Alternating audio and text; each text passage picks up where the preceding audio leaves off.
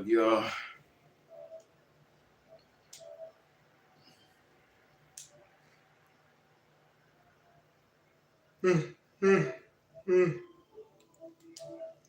What's going on?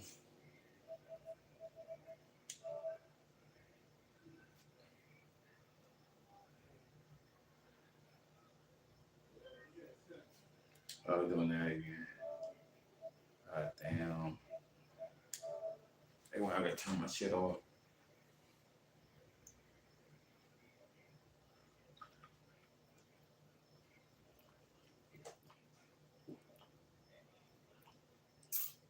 That's what I don't know what it costs now.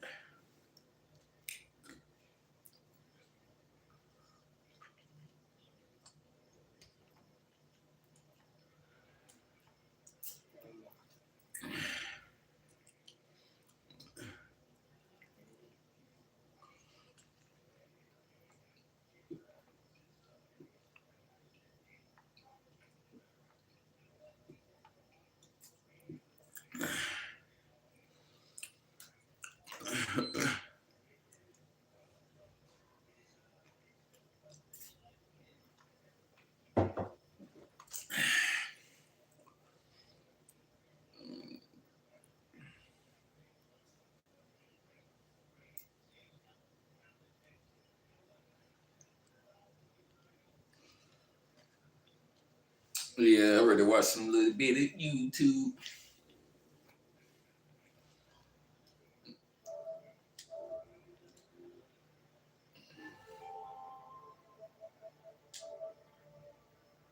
Oops, that's battery. What y'all got though right now, Roman family?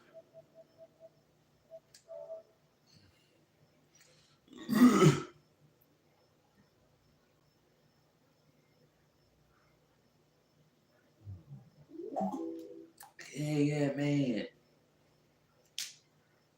So we got another crazy word Saitama because he is straight up breaking reality once again in the new chapter. So as we saw before, Nicky Boy playing jump out across reality universe and slash at it directly with what he calls a dimensional slash from his dimensional blade. What he does in this chapter, Saitama. We don't get a new upgrade no more.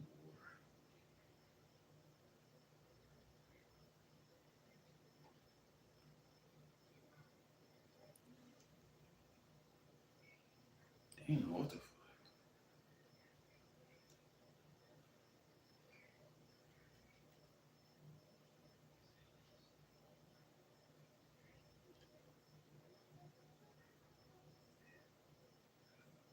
All right, welcome back to Keeping It Comic, and we're diving into the conclusion of the Venom War series here with issue number 5. And it's here where we see the final showdown between the Venom symbiotes and...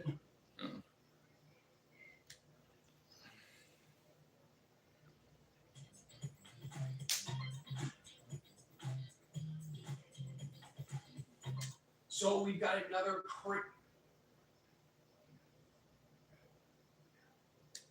index figure and empty void's like, what? There's nothing that can stop the tip of the dimension blade, which cuts through space itself. So that's fascinating, and we kind of knew that, but it's just, of course, nice to be confirmed here. But it also brings me back to Sukuna, because as I said, empty void could just easily Sukuna Flashy Flash, which I mean, just cut through them like butter. But first, a Black Friday deal that you'll appreciate every day. Well, that's Raycon's Everyday Earbuds, and they're also the sponsor of this video. We wonder, like, oh, it would be really cool to see Saitama do this to Sukuna. Like, if Sukuna fired off a world-cutting slash at him and he just grabbed it with his index finger and thumb, I assume Sukuna would just submit at that point. Not like a coward, but just accepting that, oh, this guy is God and I am not. I accept a honorable death. But Empty Void, on the other hand, not looking for an honorable death here. He just tries another dimensional slash against Saitama. He just grabs that one too, and then he pulls Empty Void from outside of the universe back down into it and slams it into the ground.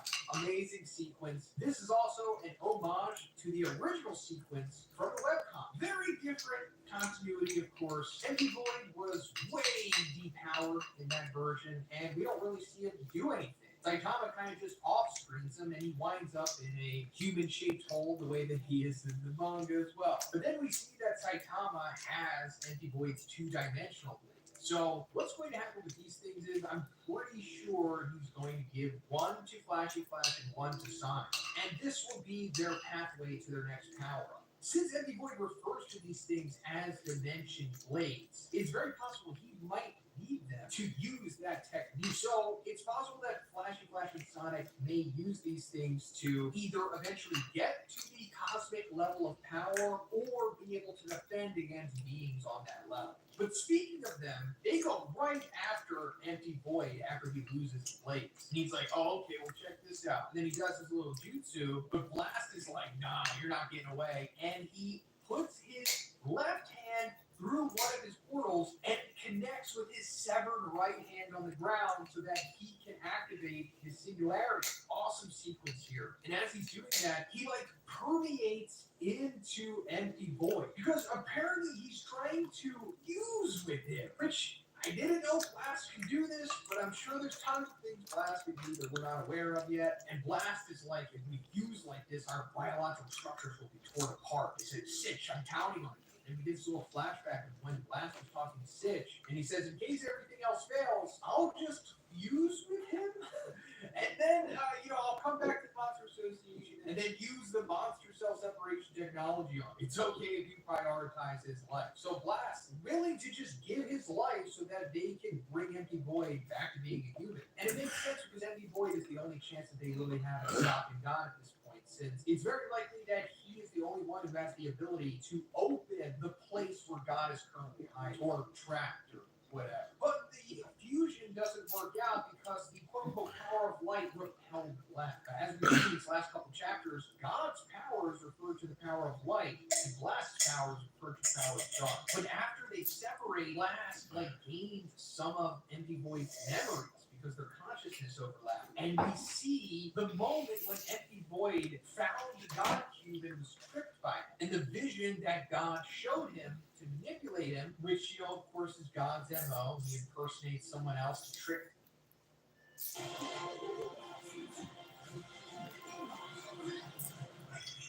It's good.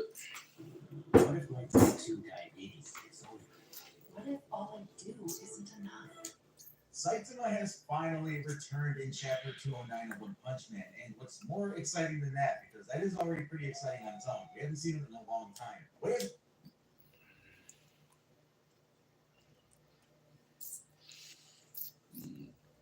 All right, little B.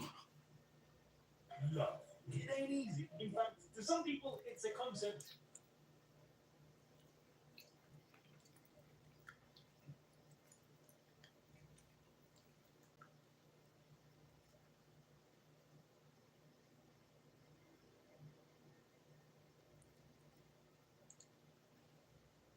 Idiot.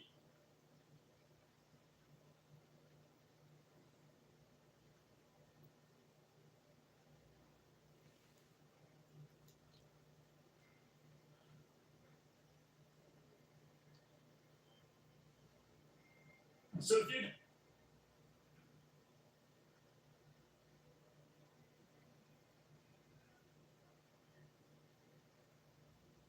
it all begins on a day like.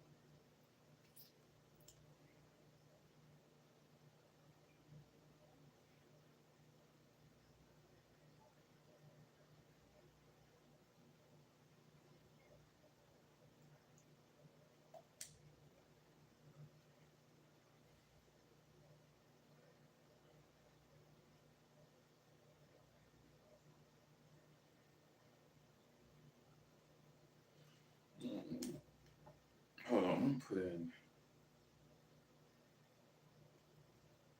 Goku.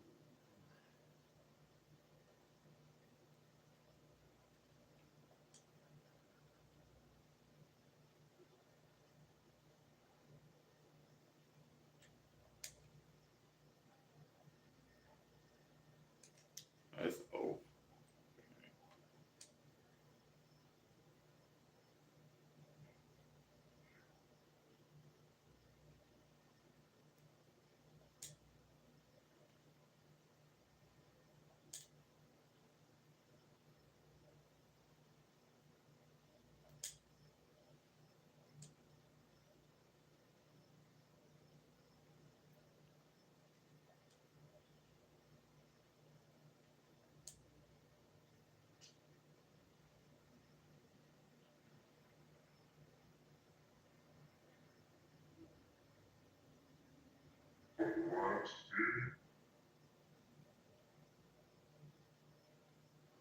Another 15 days with another banger, man. This stuff is insane. I know I said previously that the last chapter was the best. Awesome! It's Goku versus Saitama. Before the video starts, if you're planning on watching this, It's more than a kid's smartwatch. It's a way to get them moving with activity-based games. And follow their adventures with location tracking. Ah, there she is. Introducing Fitbit Ace LTE. Play is calling.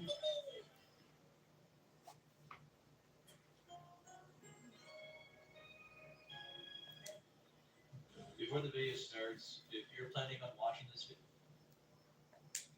Saitama, after the breaking of his limiter, would.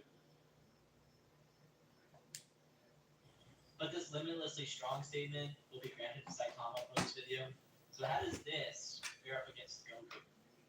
Goku and Beerus in the Battle of Gods arc were threatening the entirety of the Universe 7 macrocosm, which contains multiple universe-sized bodies, which are infinite in size, as shown with these scans here on screen. This macrocosm shaking feat is a high universal feat at the start of Dragon Ball Super.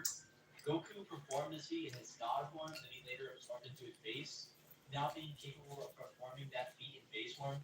During the Tournament of Power, Goku went toe-to-toe with Jiren, who surpasses Zamasu in his infinite state that engulfed the entirety of Trunks' timeline and even seeped into the main timeline. Goku then proceeds to win against Jiren at full power, and as I mentioned earlier, Goku absorbed his universe-shaking feat into base, then being capable of multiplying his power by many times just by transforming, with Super Saiyan 1 being a 50 times multiplier, Super Saiyan 2 being a 2 times multiplier off of 1, and 3 being a 4 times multiplier off of 2, which essentially means he's able to become 400 times stronger off his transformations alone, with his stacking onto its godly base form. And this isn't even accounting for his god forms. As for speed, Goku is far beyond the speed of light. Dropping through hell, which is calculated at 4.38 quadrillions of times faster than light itself, and this was during the Buu saga. I've seen people downplay the speed of Dragon Ball characters by saying that Disco was only the speed of light. And the idea of Disco being the only Dragon Ball character to move at the speed of light, past it, is a misconception that comes from how his high speed mode or his subtype.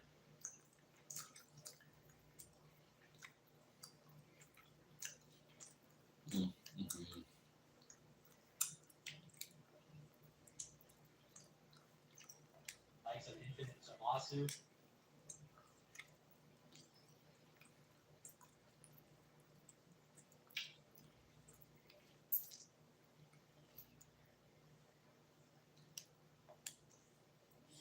Saitama, the One Punch Man versus Son Goku, Earth's strongest warrior. This matchup is the true battle of gods. On the left is that he is strong enough, even as a kid, to accomplish some truly. Saitama, in one single punch, defeats a character with infinite regeneration capabilities and the power to destroy the planet. Not to mention that he does all of that without ever really taking things even close to serious. To put all of that into perspective, Cell is a character who was such a serious threat to the Earth that it took the powers of a Super Saiyan 2 to defeat him. This was a full-out battle that left Gohan completely exhausted and on his limit.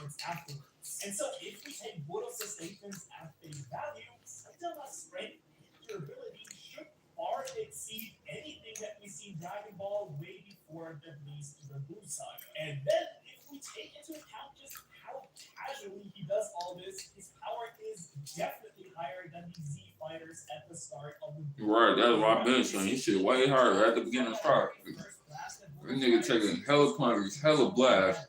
And this nigga don't break a sweat, he still don't go serious. Like, bro, that nigga Satama shit is way harder than Goku's.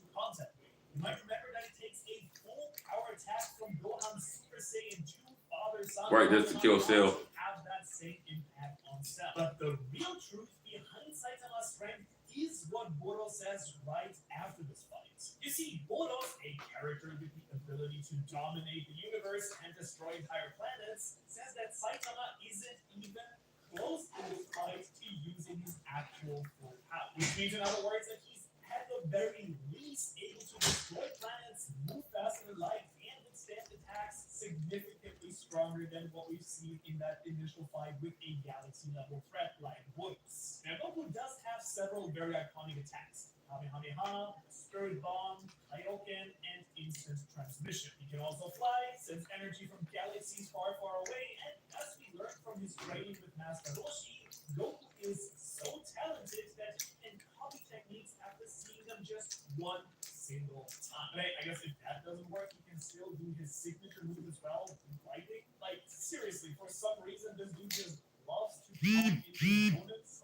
That happens more than once. And compared to Goku, who has crazy techniques like energy beams, teleportation, and advanced martial arts, Saitama just tends to keep things very, very simple. But make no mistake, simple is far from weak or bad. In a nutshell, normal punches and consecutive normal punches are Saitama's go-to standard means of fighting. And the name really says it all. They're just overwhelmingly powerful punches, but also they're just regular punches. No real effort behind them whatsoever. Again, keep in mind that these are the attacks that left the Deep Sea King and S-Class threat completely destroyed. They also were nearly able to defeat Boros until he transformed into Well, and the family, However, the few like, was good with, or, actually necessary, Saitama can just bust out. yeah, the light was definitely fire.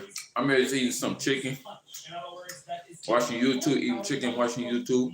One Punch Man. But Manu, how does he deal with Kamehameha? Well, don't worry about that because we do see during his fight against Orochi, the Monster King, that he actually has a solution for even that. The serious squirt gun. Basically, he does that little hand thing that your older cousin probably does in the pool to blast water, but at a level that rivals the Gaia cannon. In case you don't know, that was a beam of energy with the destructive power of the Earth's core. And to me, at least, that sounds like that could very well rival a Kamehameha to me, at least. But you see, the real problem is that we don't really see Saitama's full potential until his fight with God. And so for the second round, I think we either have to give it to Saitama or have to call it somewhat of a draw. Because throughout Dragon Ball Z, we see Goku accomplish even crazier feats like shaking the planet and the universe. Saitama's casual feats are something that Goku just never does. So at the very least, a battle between these two god-level characters would destroy the entire planet without any question. Goku would probably hear about a fighter with the ability to take down his enemies in one punch. Now, that is very exciting, and Goku would use his ki sense to find Saitama and teleport to him. Now, Goku would probably interrupt Saitama's lunch or video game session,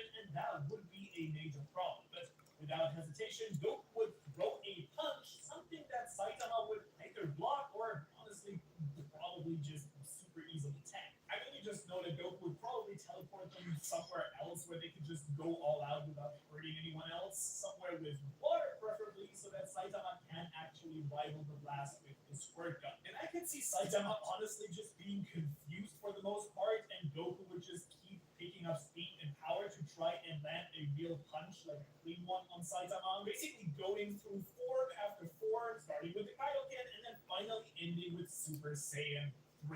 Goku would scream and unleash a full power Kamehameha, to which Saitama would just pop in a lake to unleash the equally scary, serious squirt water gun. It would be a beam struggle for generations, but right after, these two would unleash two full power punches to each other's faces, and at that point, Saitama would probably realize two things. first things first, it is time for a serious fight. And more importantly, this dude's hair is not golden, it's growing. I mean, you would probably get really angry that this dude could have all this power and keep his hair, and that would push Saitama to a level that we have never seen before. But you see, here we run into a little bit of a problem because we don't really know at this point what that upper limit actually is. And based on what we do know, a full strength Goku may still be a little bit too powerful for Saitama here. Then again, Saitama gets so ridiculous later on. I mean, we just really don't know yet, which means we're gonna be safe and call this round a draw. And yeah, I do get it. You want to know what these two are actually capable of. Old Spice shampoos are scientifically crafted to help make men's hair look bigger, healthier, and more moisturized. There's no way that's what microwave. This is better than anything we tasted before. The biggest movie that's arrived. Off at full power. So what would happen if they both went 100% in an all-out battle to the death in their strongest form? Well, let me tell you, the answer is probably not what you were expecting because it's not what I was expecting. First things first, Dragon Ball Super Goku is a literal god, and no, I'm not playing that up for excitement. Goku cracks into the realm of the gods, achieving Super Saiyan God on top of the unbelievable Ultra Instinct. This is a technique and form that the gods and angels of Jesus a person from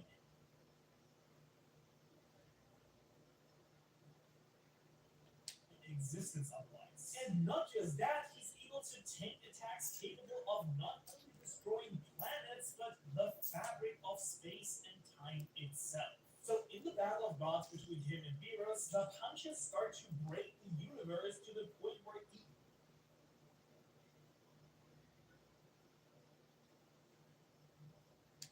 nearly infinite in his force. So which begs the question, how on earth could Saitama ever come close to Goku here? Well, not so fast. Let's see. Because Saitama also fights a universal threat and handles it pretty easily. And we know that thanks to his fight with the hero hunter Awakened Garu Cosmic Fear Mode. We're getting into manga territory here, but you see, in the One Punch Man world, every living being has what's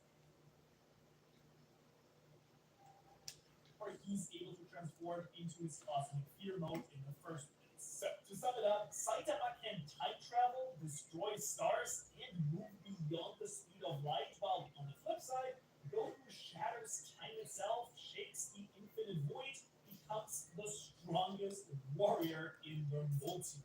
And so it's at this moment, at the height of both of their strengths, that their final battle would begin.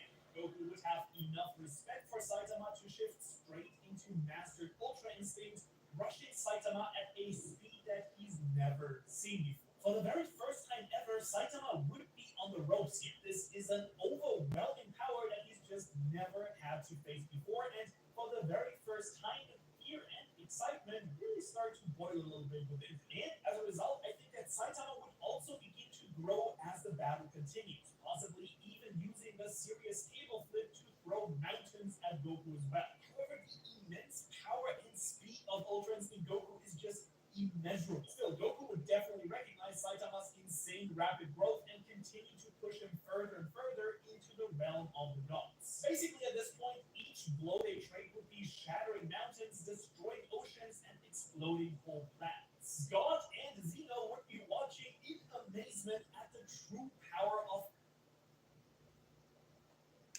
out somewhat, the gap between them is simply too big to overcome in a single fight. Saitama would blast one last wave of water at Goku, and Goku would use his Kamehameha to grind down the beam like a skateboarder, and once he was within point-blank range, he'd be able to unleash a god-level Kamehameha. And with that, I think that Goku would finally take down the One Punch Man. Okay, well, as you can tell, this fight may not act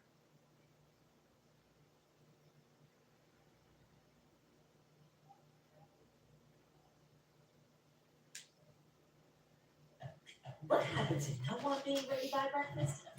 There's a they go with that. Liberty Mutual customized my car insurance, so I saved hundreds. But the money I saved, not making a wax figure myself. You'll never know exactly what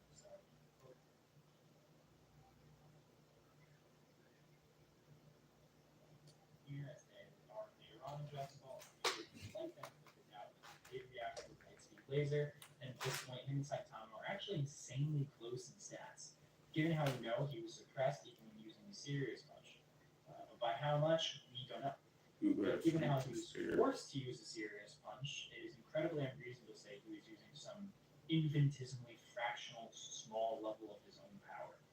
So by the end of OG Dragon Ball, Saitama and Goku are pretty much as close as equals as one can get in Crossverse, both being between 1 to 10 times FTL depending, and being between multi-continental and moon level. This is the closest Goku and Saitama are ever going to get to each other. Here's where the escalation of power in both series takes significantly different paths. Unlike for Dragon Ball, there was a large stint of enemies in One Punch Man whose speeds do not surpass Boros, such as the narrative of the One Punch Man manga. However, in Dragon Ball, each villain through Z seems to surpass the entire tier of the last one. To make the ultimate generalization, by the end of the Saiyan Saga and Namek, most characters at this point are Planet Busters, Saitama, and cause a massive outburst of energy that, when redirected, essentially deleted a massive portion of the entire night sky. Depending on how you interpret this, it's at worst multi-solar system level, potentially galaxy or multi-galaxy level, if any of those little specks are faraway galaxies. Saitama then goes on to get even stronger than this, though we don't know by how much. This, of course, would also justify massively faster than light speed scaling, aka faster than light by a number with lots of zeros after it. I'm not too concerned at the exact massively faster than light level that they are, because ultimately it's not going to matter. But how far does this get Saitama?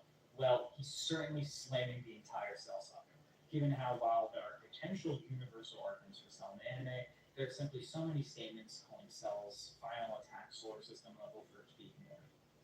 Okay, so what about Buu Saga? Does Saitama beat Buu Saga Goku? Based on this feat alone, it's actually pretty unclear. There are numerous statements throughout the Buu Saga that the scale of the strongest characters have potentially reached the universal tier. Buu is stated capable of destroying the universe both as Fat Buu, Kid Buu, and Buuhan, and depending on manga and anime, Goku scales to or above all of these forms. The real question becomes the relative time frame Goku for these feats. But given how it's implied to be very present with Buuhan in the anime and somewhat present with Kid Buu in the manga, it's not that ridiculous to say.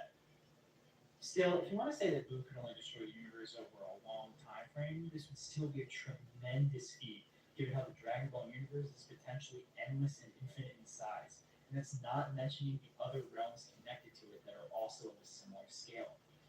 You may say that this is highball in Buu Saga Goku, but I already gave Saitama the benefit of the doubt to say that the points of light included some galaxies. And honestly, there's no reason to go any further at this point.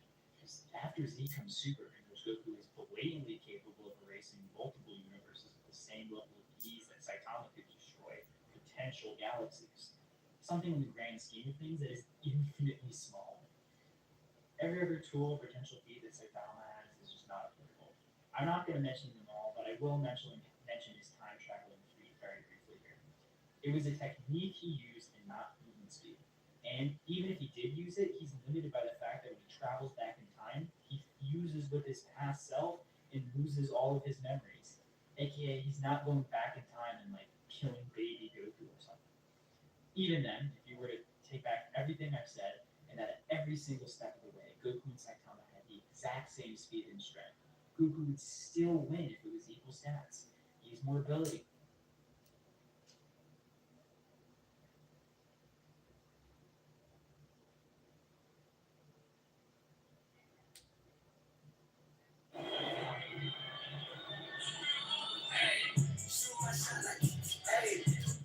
Imagine that you just finished reading.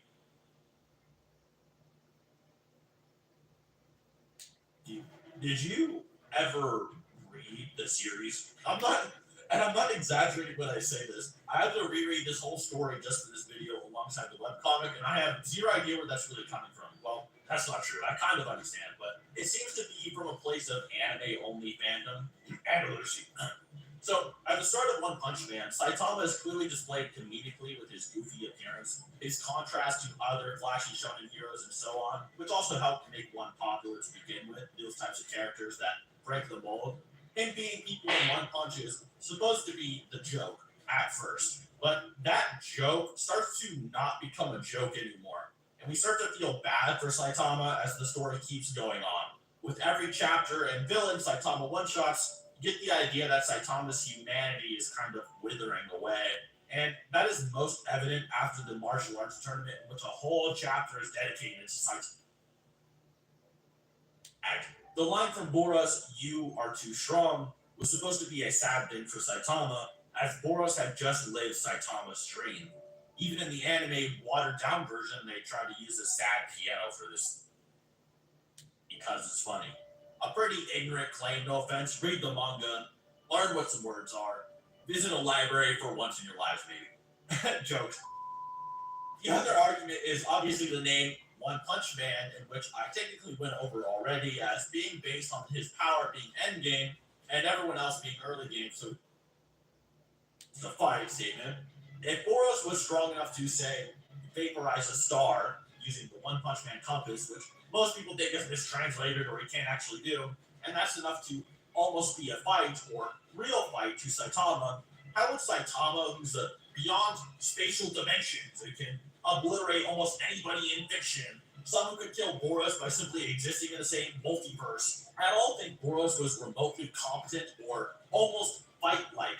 Even if Saitama went very easy on him, if he's multiple levels of infinity higher than him, the statement, "this is almost a fight," doesn't make any sense. In terms of narrative, One Punch Man is rather unique as well, with many characters turning.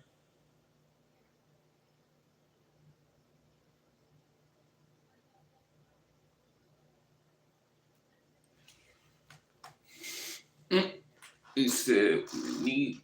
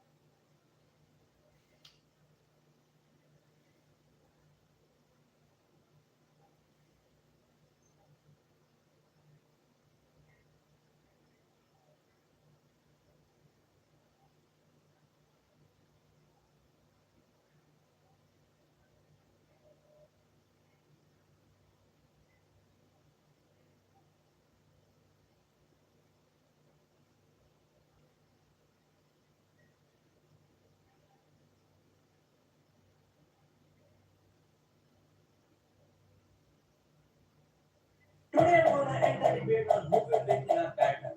Tsunade Rengiku Gohan. Oh, sorry, wrong script. Goku versus Saitama. Who will win in a battle?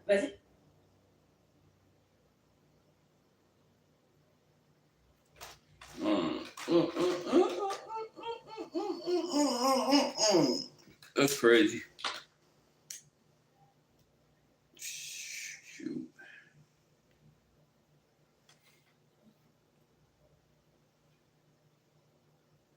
Another 15 days with another banker, man. This stuff is in.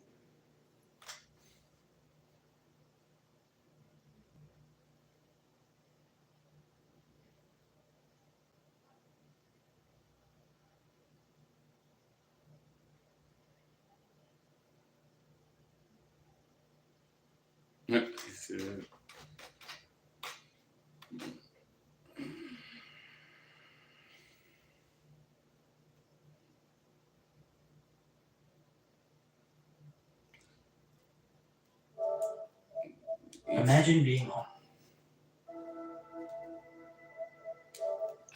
Yeah, it's crazy. Hi. What up? Hi to you. What up? What up? What up? I just gotta take a measure. Don't. Oh man, that was a fart.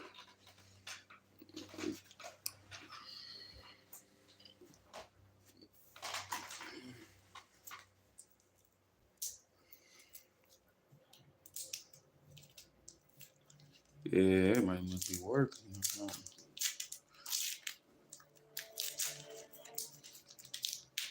What y'all got up? Y'all eating Thanksgiving already, or y'all waiting until tomorrow to eat Thanksgiving all the way?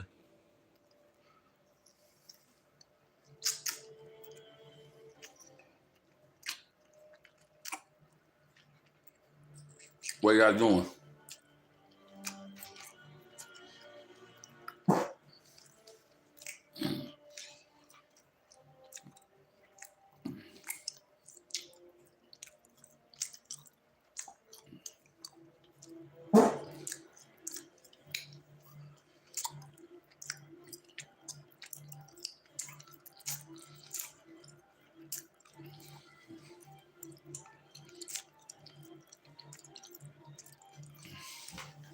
What y'all doing for y'all?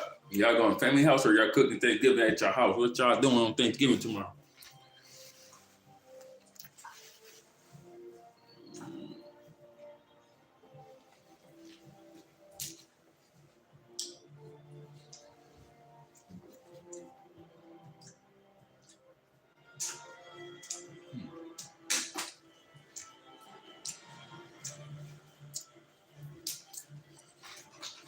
Oh, yeah, though.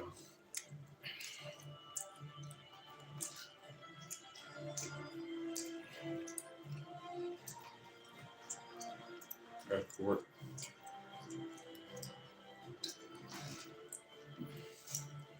That's pork.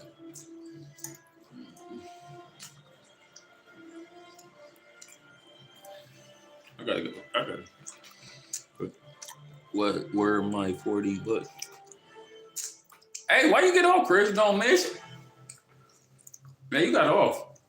I was playing, then you got off, man. What you get off for? Where my 40 bucks at, bro?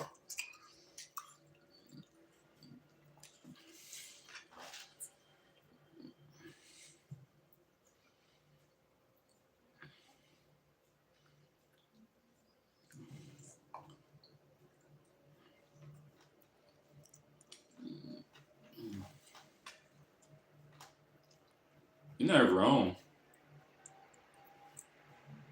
I want to see you on that all.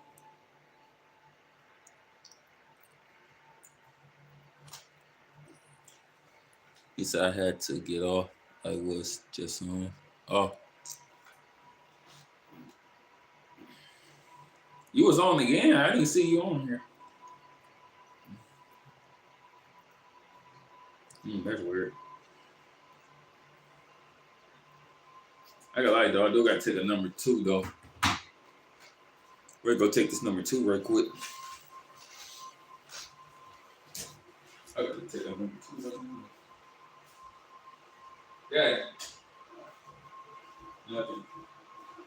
Nothing. I didn't want to let that. I thought you look. I thought you left somewhere.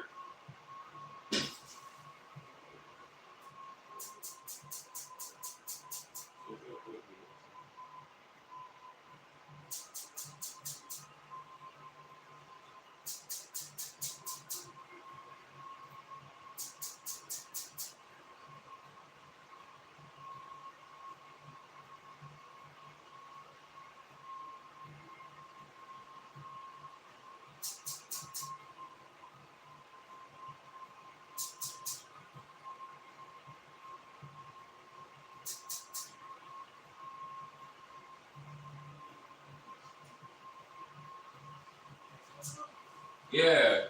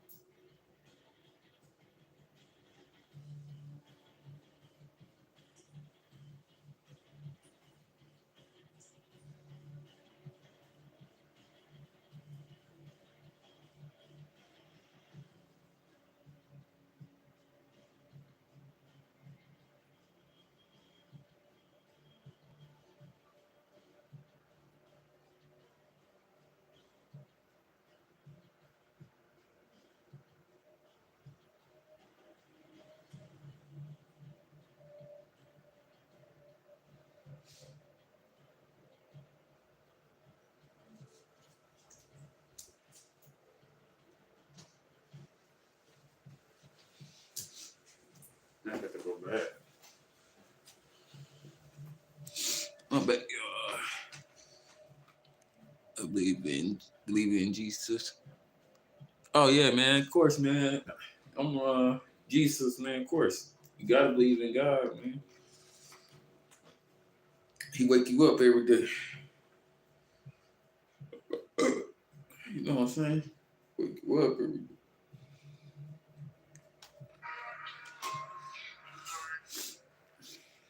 I do, though.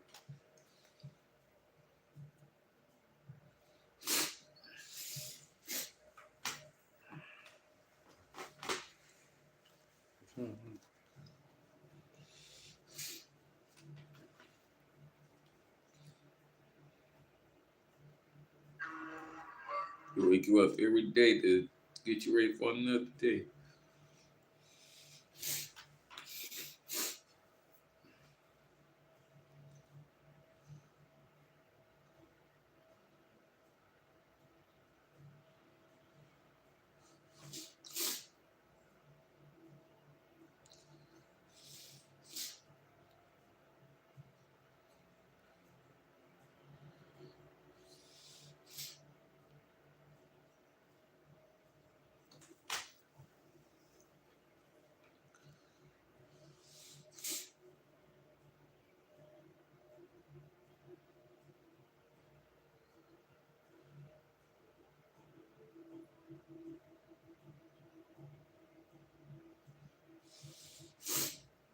Part of the food truck experience is disposable cutlery. It's durable and it's cheap, but some kinds won't cut it when it comes to the environment. So we put 4 environmentally friendly brands up again.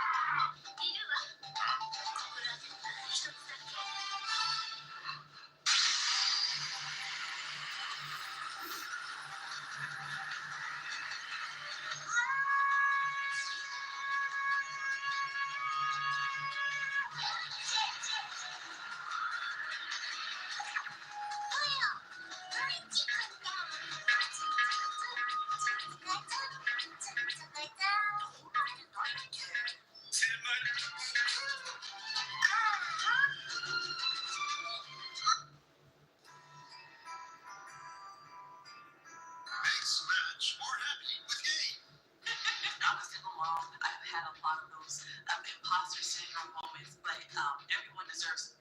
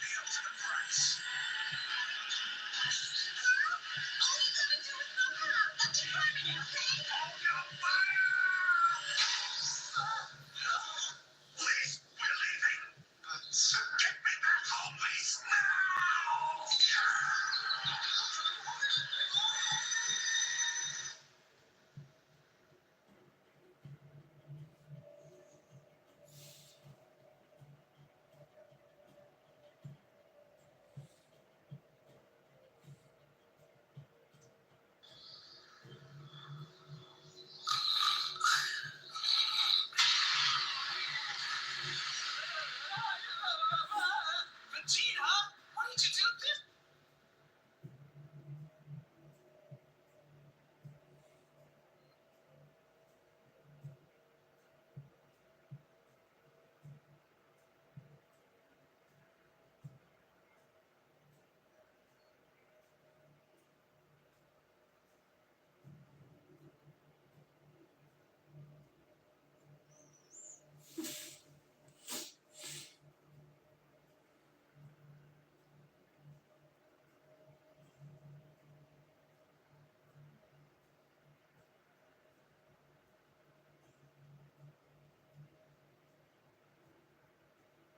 Super Saiyan and Raleigh might be able to box with Popo. I don't know. In one of Toriyama's other famous projects called Dr. Slump, Raleigh takes on her own Super Saiyan-like form in a battle against another character that utilizes transformations as well.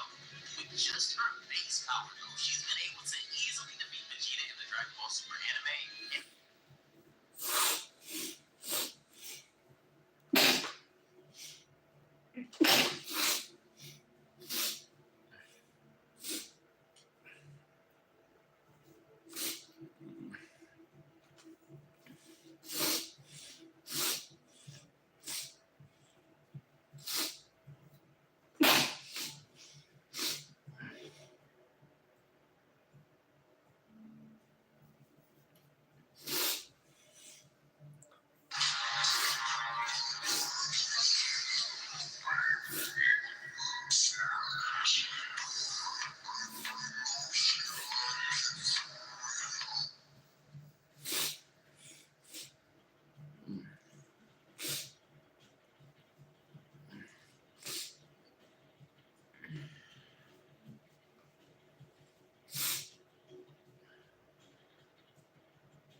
Oh man.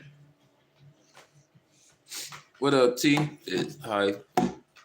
Hi, fam. What up, T? What's going on with you?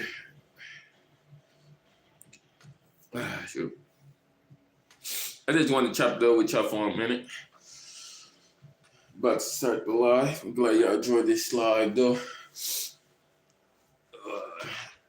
I already prayed I'm going to sleep pretty soon. For sure.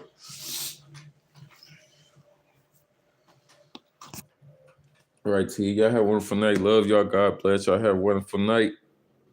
And have a wonderful tomorrow, Thanksgiving.